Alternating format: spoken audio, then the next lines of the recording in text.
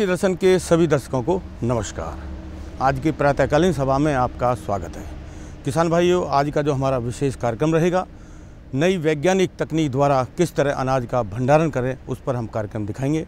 लेकिन पिछले दिनों कृषि के क्षेत्र में क्या कुछ नए अनुसंधान हुए हैं, क्या कुछ नई जानकारी है, आइए देखते हैं खबरें खेती में। वर्ष 2014-15 में 40.55 लाख गांठ कपास उत्पादन होने की संभावना। प्याज के दामों में जल्द ही कमी आने की संभावना। वर्ष 2014-15 के लिए खाद्य सब्सिडी में हुई बढ़ोतरी और कृषि मंत्री ने कहा दुग्ध प्रसंस्करण को आगे बढ़ाने की जरूरत। नमस्कार, खबरें खेती की में आपका स्वागत है। मैं हूं गिताशा शर्मा और अब खबरें विस्तार से। कॉटन एसोसिएशन ऑफ इंडिया के अनुसार वर्ष 2014-15 में देश में 40.55 लाख गांठ कपास उत्पादन होने की संभावना है, जो अपने आप में एक रिकॉर्ड होगा। कॉटन एसोसिएशन ऑफ इंडिया यानी CAI के अनुसार देश में कपास सेक्टर के हर क्षेत्र में, चाहे वो बुआई का मामला हो, उत्पादन हो, निर्यात हो या खपत का मामला, कपास ने हर क्षेत्र में तेजी से उछाल मारा है। इसी उछाल का नतीजा है कि वर्ष 2001-2002 में देश में जहां 15.80 लाख गांठ कपास का उत्पादन होता था, वो 2014-15 में दोगुने से भी ज्यादा 40.55 लाख गांठ तक पहुंच गया है। CAI के अध्यक्ष धीरेन्द्र सेठ के अनुसार 170 किलो वजन की गांठ वाली कपास के उत्पादन में लगातार बढ़ोतरी हो रही है। वर्ष 2013-14 में देश में 35.5 लाख गांठ कपास का उत्पादन हुआ, जो वर्ष 2014-15 में बढ़कर 40.55 लाख गांठ तक पहुंच गया है। श्री सेठ के अनुसार पूरे विश्व में होने वाली कपास के बुआई क्षेत्रफल में अकेले भारत का बुआई क्षेत्रफल करीब 37% है। भारत में करीब 12.65 लाख हेक्टेयर क्षेत्रफल में कपास की बुआई की जाती है। विश्व में बेहतर क्वालिटी के कारण इसके निर्यात में भी लगातार बढ़ोतरी हो रही है। देश के प्याज उत्पादक राज्यों में नई फसल के बाजार में आने से प्याज के दामों में जल्द ही कमी आने की संभावना है। जुलाई के बाद प्याज के दामों में तेजी से कमी आएगी। देश के प्याज उत्पादक राज्यों महाराष्ट्र, पश्चिम बंगाल, मध्य प्रदेश, कर्नाटक, उत्तर प्रदेश आदि में मौजूदा सीजन में प्याज की अच्छी बुआई हुई है और कई हिस्सों में नई फसल बाजार में आने भी लगी है, जिससे प्याज के दामों में जल्द ही कमी आने की संभावना है। National horticulture research and development foundation के डायरेक्टर डॉक्टर RP गुप्ता के अनुसार इस बार प्याज के दामों में आई तेजी के चलते देश के प्याज उत्पादक राज्यों में प्याज के बुआई क्षेत्र में बढ़ोतरी हुई है। इसके अलावा पश्चिम बंगाल, उत्तराखंड में भी प्याज का बुआई रकबा बढ़ा है, जिससे इस सीजन में प्याज उत्पादन में बढ़ोतरी होने की पूरी उम्मीद है और कुल उत्पादन 200 लाख क्विंटल के करीब होने की संभावना है। श्री गुप्ता के अनुसार प्याज की सबसे बड़ी मंडी नासिक में नवंबर माह में प्याज की कीमत 1416 रुपये प्रति क्विंटल तक सीमित रही, जिससे देश के दूसरे हिस्सों में प्याज की कीमतें कम रही। उन्होंने कहा कि जुलाई माह तक नई फसल के बाजार में आने के बाद इसके दामों में और कमी आएगी। श्री गुप्ता के अनुसार वर्ष 2013-14 में देश में 197.68 लाख क्विंटल प्याज का उत्पादन हुआ था, जो इस सीजन में और भी बढ़ेगा। उपभोक्ता, खाद्य एवं सार्वजनिक वितरण राज्य मंत्री ने वर्ष 2014-15 के लिए खाद्य सब्सिडी में बढ़ोतरी करते हुए इसे 89,740.02 करोड़ रुपए कर दिया है। केंद्र सरकार ने खाद्य सब्सिडी की राशि में बढ़ोतरी करने का निश्चय किया है। केंद्रीय उपभोक्ता, खाद्य एवं सार्वजनिक वितरण राज्य मंत्री राव साहेब पाटिल दानवे ने इस बारे में कहा कि संशोधित अनुमानों को देखते हुए वर्ष 2014-15 के लिए खाद्य सब्सिडी में बढ़ोतरी कर दी गई है। वर्ष 2014-15 में खाद्य सब्सिडी को बढ़ाकर 89,740.02 करोड़ रुपए कर दिया गया है। श्री पाटिल ने कहा कि वर्ष 2013-14 में खाद्य सब्सिडी के रूप में 87,740 रुपए आवंटित किए गए थे, जिसे इस वित्तीय वर्ष में बढ़ाकर 89,740.02 करोड़ रुपए कर दिया गया है। खाद्य सब्सिडी के रूप में आवंटित ये राशि भारतीय खाद्य निगम और विकेंद्रित खरीद के लिए राज्यों को वितरित की गई है। उन्होंने कहा कि खाद्य सब्सिडी में कमी करने का कोई प्रस्ताव नहीं है। केंद्रीय कृषि मंत्री राधा मोहन सिंह ने देश में दुग्ध प्रसंस्करण को तेजी से आगे बढ़ाने की जरूरत बताते हुए कहा है कि इससे काफी विदेशी मुद्रा प्राप्त होगी।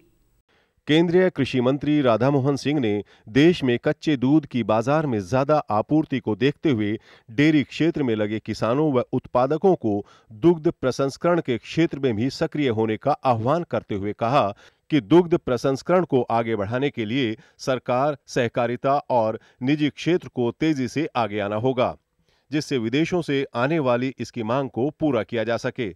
श्री सिंह ने कहा कि पशुपालन और डेयरी क्षेत्र के लिए ऑपरेशन फ्लड कार्यक्रम के 1997 में समाप्त होने के बाद से डेयरी के क्षेत्र में कोई विशेष पहल नहीं हो पाई है, जिससे दुधारू पशुओं की संख्या के मामले में अव्वल होने के बावजूद भारत दुग्ध व दुग्ध उत्पादों के उत्पादन के मामले में काफी पीछे है। दूध के पर्याप्त उत्पादन के बावजूद घरेलू स्तर पर इसका प्रसंस्करण बहुत ही कम होता है।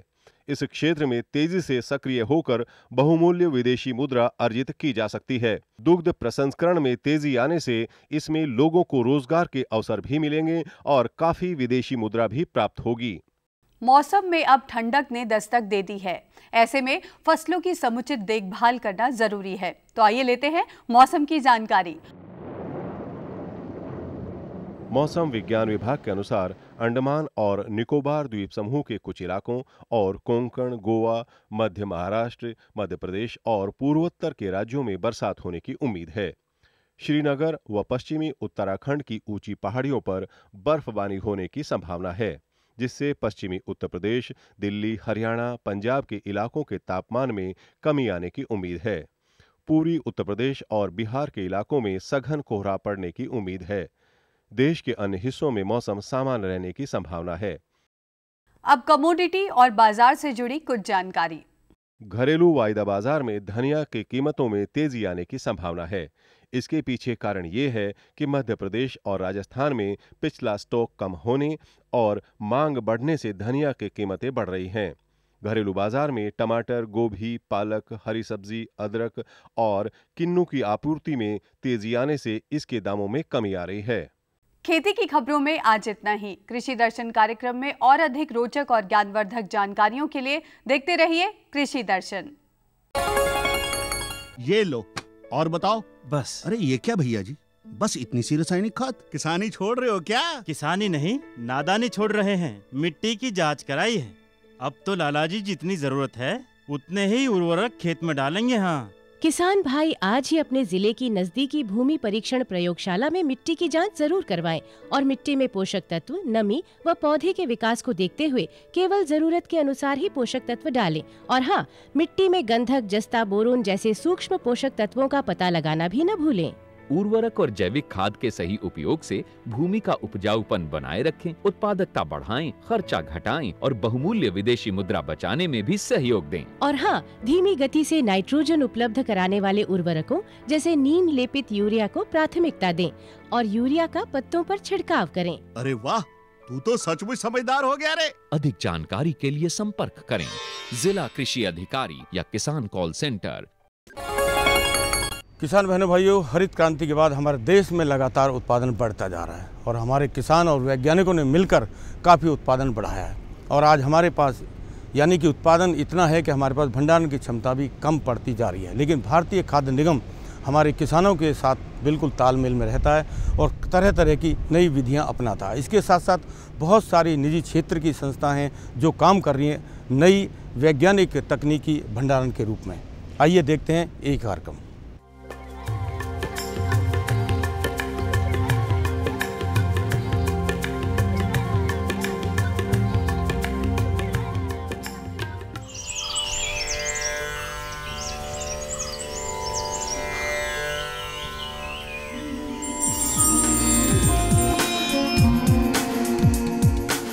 चलिए दो अलग अलग दृश्यों पर नजर डालते हैं। भारत में वर्ष 2013-14 में करीब 26 करोड़ 43 लाख टन का खाद्यान्न उत्पादन हुआ है।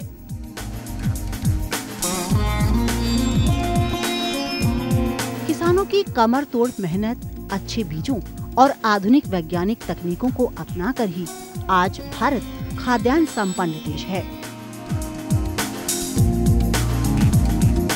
हमारे अनाज के भंडार भरे हुए हैं, हर थाली में खाना है, हर थाली में खाना है। आपको शायद न पता हो कि भारत में दुनिया के सबसे कुपोषित बच्चे रहते हैं, किसी छोटे अफ्रीकी देश से भी अधिक, और साथ ही लाखों कुपोषित बच्चे मौत के मुंह में समा जाते हैं। हाँ, ये भी सच्चाई है भारत की, लेकिन जब भारत में रिकॉर्ड अन्न का उत्पादन होता है तो फिर हमारे बच्चे भूखे क्यों? तब एक और तस्वीर सामने आती है। देश में हर वर्ष करीब 44,000 करोड़ रुपए का खाद्यान्न बर्बाद होता है। FCI यानी भारतीय खाद्य निगम के अनुसार सिर्फ 2009 से जुलाई 2012 तक करीब 17,546 टन खाद्यान्न गोदामों में बर्बाद हो गया। इसमें गेहूं की मात्रा 7,185 टन थी और चावल की मात्रा 6,905 टन थी और बाकी अन्य अनाज भी थे। क्या इस बर्बादी को रोका जा सकता है? इसी अहम सवाल के जवाब के रूप में सामने आया साइलो। इसे भारत में पारंपरिक तौर पर बुखारी भी कहते हैं, लेकिन अब इन अत्याधुनिक साइलो में लाखों टन अनाज सुरक्षित रखा जा रहा है। भारत में साइलो तकनीक से गेहूं को सुरक्षित रखने की शुरुआत एक पायलट प्रोजेक्ट से 2004 में हुई। अडानी एग्रो लॉजिस्टिक्स लिमिटेड, एक निजी कंपनी ने अंतर्राष्ट्रीय टेंडर में इस कार्य का जिम्मा लिया और गेहूं के सुरक्षित भंडारण में साइलो एक अहम कड़ी साबित हो रहे हैं। 2004 में गवर्नमेंट ऑफ इंडिया ने ये डिसाइड किया कि जो आज की तारीख में जो फ्लैट स्टोरेजेस हैं और जो ओपन में गेहूं रहता है, ये गलत तरीका है गेहूं को रखने का। इसके लिए इन लोगों ने एक इंटरनेशनल टेंडर मंगाया, तो उसमें अडानी एंटरप्राइजेस ने भी पार्टिसिपेट किया और हम लोग अगेंस्ट स्टिफ इंटरनेशनल कंपटीशन ये टेंडर जीते। तो 2007 में ये हम लोगों का प्रोजेक्ट कंप्लीट हुआ। इसका जो वो है सिस्टम है, इट इज़ ऑन बू basis, build own and operate, यानी कि हम लोगों ने इसको तैयार किया, ऑपरेट भी हम ही लोग करते हैं और ओनरशिप भी हम ही लोगों की है। इसके आने से गेहूं की जो रख रखाव है उसमें बहुत ज़्यादा इजाफ़ा हुआ है, बेहतरी हुई है। और मैं हर्ष के साथ कहना चाहता हूं कि आज इतने साल होने के बावजूद भी, और जबकि 3-3 साल हम लोगों ने गेहूं को रखा है, इसमें गेहूं बिल्कुल कतई ख़राब नहीं हुआ है और इसमें शॉर्टेजेस भी बिल्कुल नहीं के बराबर हैं। और ये गवर्नमेंट का पहला ठोस कदम था जिसमें कि गवर्नमेंट ने ये सोचा कि आने वाले दिनों में लेबर की तकलीफ़ें और जो बोरे मिलने की तकलीफ़ें होती हैं, ये सारी चीज़ें एक साथ इस मेथड में बिल्कुल बहुत अच्छे से वो हो जाती हैं। इसमें ज़रूरत नहीं पड़ती, न बोरों की ज़रूरत पड़ती है और सारा कुछ बल्क में हैंडल हो जाता है। तो मैं समझता हूँ ये एक बहुत ठोस कदम है। एक ही बस तकलीफ़ थी कि ये पायलट प्रोजेक्ट था और इतने साल होने के बावजूद भी अभी तक ये पायलट ही प्रोजेक्ट रह गया। मैं समझता हूँ अब जो नई सरकार आई है, इसके आने से और नई दिशा मिलने से आने वाले दिनों में इसका काफ़ी इजाफा होगा, सब पूरे देश भर में ये फैलेगा तरीका साइलोज़ का। 50 साल पहले दुनिया ने वर्टिकल साइलोज़ बनाने का सिस्टम इजाद किया था। इसके अंदर फ्यूमिगेशन बहुत बेहतर तरीके से हो जाता है, गेहूं को एरेशन मिलती है, गर्मी हो या बरसात हो। देखिए, गेहूं जो ख़राब होता है वो ख़ास मॉइस्चर के कारण ख़राब होता है। अगर उसके अंदर एरेशन मिलती रहेगी, जो कि इस मेथड में और इस साइलो सिस्टम में बहुत अच्छे तरीके से हो जाता है, तो गेहूं ख़राब होने का कोई कारण नहीं बनता। अब दिक्कत ये है कि हम लोग पंजाब और हरियाणा में इसको कनक कहते हैं और कनक को हम लोग बिगाड़ के मट्टी कर देते हैं। तो ये एक मैं समझता हूँ फ्लैट स्टोरेज और इसमें बहुत ज़्यादा अंतर है। फ्लैट स्टोरेज के अंदर क्या होता है कि आज आप फ्यूमिगेट भी अच्छे से नहीं कर सकते हो, और अगर कहीं गलती से पानी आ गया या ओपन में कैप स्टोरेज के अंदर थोड़ा पानी आ गया तो और थोड़ा सा भी पानी अगर अंदर घुस गया तो वो सारे गेहूं को बर्बाद करता है। शुरुआत में अडानी एग्री लॉजिस्टिक्स लिमिटेड ने बेस डिपो पंजाब के मोगा में शुरू किया था, जिसकी क्षमता 2 लाख टन की थी और फील्ड डिपो चेन्नई, कोयम्बटूर और बेंगलुरु में खोले गए थे, जिनकी क्षमता 25,000 टन प्रत्येक की थी। तो यहाँ पे हम वीट को बल्क में स्टोर करते हैं। ये हमारे 7 लोकेशंस में एक लोकेशन है। ये 25,000 मीट्रिक टन यहाँ स्टोर करते हैं। इधर हम टोटली पूरा मैकेनाइज्ड और मॉडर्न साइंटिफिक इक्विपमेंट से हम वीट को स्टोर करते हैं। ये बल्क में रिसीव करते हैं, बल्क में स्टोर करते हैं, डिस्पैच भी बल्क में करते हैं। बट डिस्पैच बल्क में लेने का सुविधाएं कम रहने से हम बैग करके भी डिस्पैच करते हैं। तो हमारा 3,000 मीट्रिक टन एक बार में रिसीव करते हैं, 4 घंटे में अनलोड कर लेते हैं उसको। मैं सुब्रमण्यन, एरिया मैनेजर, भारतीय खाद्य निगम, कोयम्बतूर। मेरा कंट्रोल का 2,96,000 कैपेसिटी गोडाउन है, इसलिए ये अदानी साइलो मधुकरी है। इसी में 25,000 कैपेसिटी गोदाम प्रिजर्व करता। This godown is a scientific godown, इसलिए हम स्टोरेज करने के अच्छा हो गया। The transit loss also is comparatively less. ये godown constructed with modern technology, preservation point of view it is very good for storage purpose. इस टेंडर के अंडर में हम लोगों ने 7 लोकेशन के ऊपर अत्याधुनिक ग्रेन स्टोरेज साइलोज लगाए हैं, जहाँ पर ये ग्रेन जैसे जो ट्रेडिशनल स्टोरेज रहता है, जहाँ पर बैग्स के अंदर स्टोरेज होता है और उसके अंदर काफ़ी लॉसेस होते हैं, क्योंकि जैसे सामान्य भंडारों के अंदर चूहे होते हैं या और कई तरीके से अनाज का नुकसान होता है और उसकी क्वालिटी ख़राब होती है, और वही ग्रेन पीडीएस के अंदर जाता है। इस टेक्निक के अंदर में क्या है कि सारा का सारा ग्रेन जो है वो स्टील के साइलोज में रहता है, जिसमें कोई मॉइस्चर लॉस नहीं रहता, कोई चूहे नहीं आ सकते, उसमें बिल्कुल भी ज़ीरो लॉस इसके अंदर रहता है। जो क्वालिटी ऑफ ग्रेन होती है वो सबसे अच्छी रहती है इसके अंदर। बल्कि हमारे साइलोज में 4-4, 5-5 साल पुराना गेहूँ भी है, जो बिल्कुल आज से अभी तक एज गुड एज़ न्यू है अभी तक। तो ये टेक्निक के अंदर में ग्रेन की क्वांटिटी भी अच्छी रहती है और क्वालिटी भी अच्छी रहती है। और ये ग्रेन जो पीडीएस के अंदर जाता है, जो गरीब तबके के लोगों में जाता है, तो ग्रेन बिल्कुल साफ़ सुथरा और उनको अच्छी क्वालिटी का मिलता है। ये सबसे अच्छी बात है। और जो नॉर्मल टेक्निक के अंदर जो लॉसेस होते हैं वो लॉसेस बिल्कुल मिनिमाइज़ हो जाते हैं और इसमें बिल्कुल ज़ीरो लॉसेस होते हैं। ये टेक्निक हम लोगों ने अमेरिका और कनाडा और जर्मनी से इंपोर्ट की है और ये अत्याधुनिक टेक्निक से बने हैं। सारा का सारा इक्विपमेंट वहीं से आया है और यहाँ पर हम लोगों ने 7 लोकेशन के ऊपर लगाया है। इसमें मोगा और कैथल करके 2 लोकेशन है पंजाब और हरियाणा के अंदर में, जहाँ पर ये फार्मर अपना ग्रेन लेकर आते हैं, वहाँ पर हम लोग रिसीव करते हैं इसको और वहाँ से हमारे पास अपनी ट्रेन्स हैं, जो ट्रेन्स के अंदर में इनको बल्क लोडिंग करते हैं। यानी कि ये गेहूँ जो है बैग्स में नहीं आता, तो बल्क ट्रेन्स के अंदर में लोड होकर ये आ जाती है साउथ के डिपोज़ में, जहाँ पर जो ग्रेन कंजम्पशन होता है। तो जैसे ये वाला जो टर्मिनल है, इसको कोयम्बतूर डिपो बोलते हैं। यहाँ पर ये ग्रेन हम लोग बल्क ट्रेन से अनलोड करते हैं। जब एफसीआई की ज़रूरत होती है तो हम उसको बैक करके उनको ट्रक में लोडिंग करते हैं।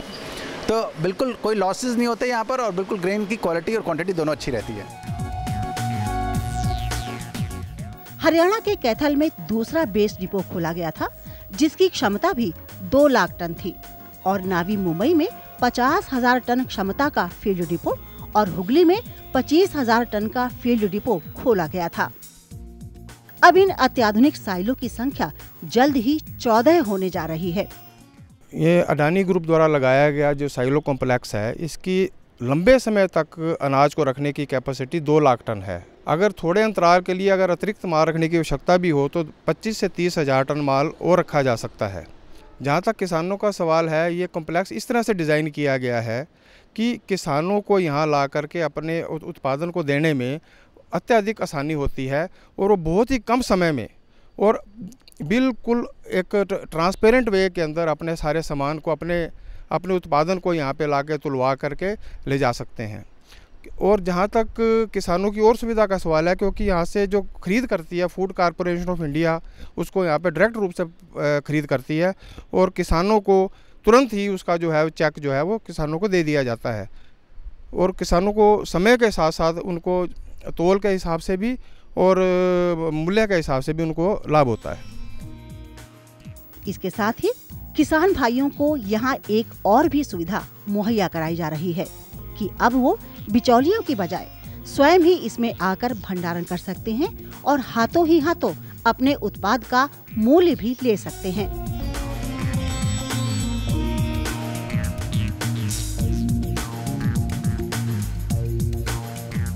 हम लोगों के यहाँ किसान भाई पंजाब के और हरियाणा के मोगा और कैथल के आसपास जो जुड़े हुए हैं, उन लोगों की तकलीफ़ें देखते हुए हम लोगों ने गवर्नमेंट को रिक्वेस्ट की थी कि उसको मंडी साइट डिक्लेयर करें।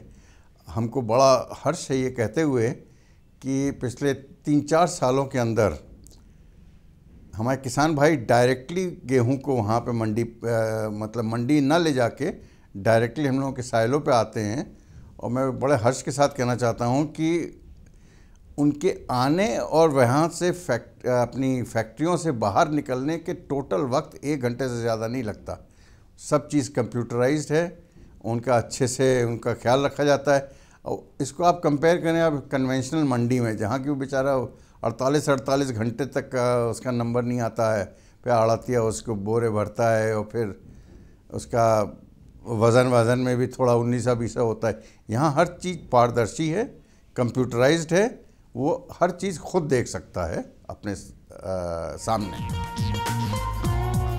साइलो देश में अन्न की बर्बादी रोकने में बेहद सार्थक साबित हो रहे हैं। आज भारत के किसान निरंतर रिकॉर्ड उत्पादन कर रहे हैं और नए बीजों तथा आधुनिक कृषि विज्ञान की तकनीकें अपनाकर अधिक से अधिक किसानों तक पहुंच बनने के कारण बढ़ती आबादी की खाद्य आवश्यकताओं को हम पूरा करने में कामयाब हो रहे हैं। लेकिन बढ़ते अन्न उत्पादन को भंडारित करने में हम मात खा रहे हैं। आवश्यकता है नई आधुनिक भंडारण विधियों को अपनाने की और साथ ही इस क्षेत्र में निजी निवेश को आकर्षित करने की जरूरत है। साइलो एक अच्छा विकल्प है और इसे अधिक बढ़ावा देने से भंडार की समस्या का हल जरूर मिल सकेगा।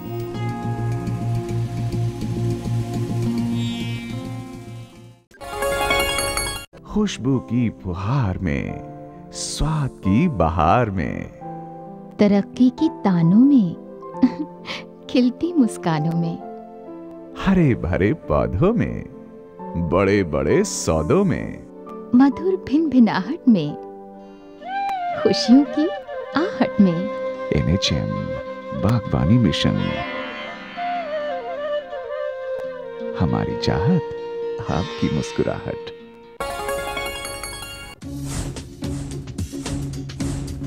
जुड़िए हमारे साथ ट्विटर पर twitter.com/कृषिदर्शन-dd, फेसबुक पर facebook.com/कृषिदर्शन-dd और देखिए कृषि दर्शन अब यूट्यूब पर भी youtube.com/user/कृषिदर्शन-dd।